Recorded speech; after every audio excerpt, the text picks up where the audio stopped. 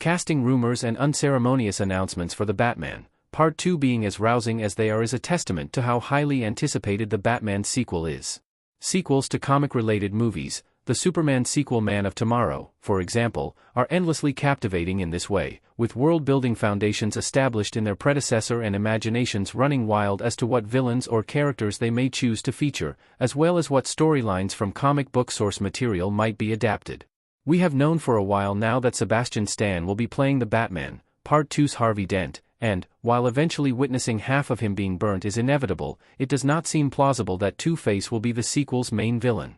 In fact, every clue we have received about the Batman, Part 2 thus far points toward one character being its primary antagonist, and they may have been cast only recently. Harvey Dent may not be a villain, but his dad is. Comic, animation, and video game fans are well aware that Harvey Dent's sorrowful descent into villainy begins long before he fights Batman as Two-Face.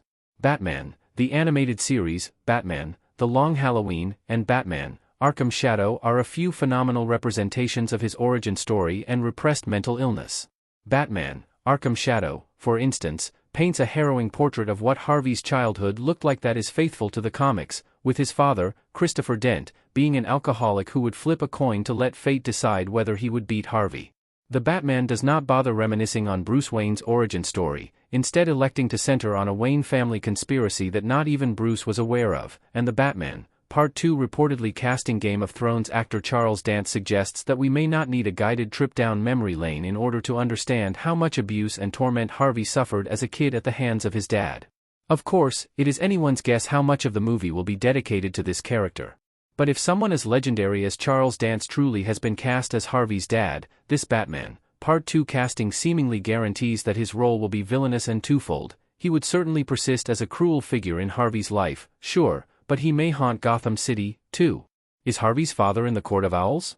The Court of Owls in the Batman, Part 2 would not be wholly alarming anymore, but perhaps those breadcrumbs were purposefully laid out for audiences in the Batman so that fans could have made that discovery early on their own with a little detective work.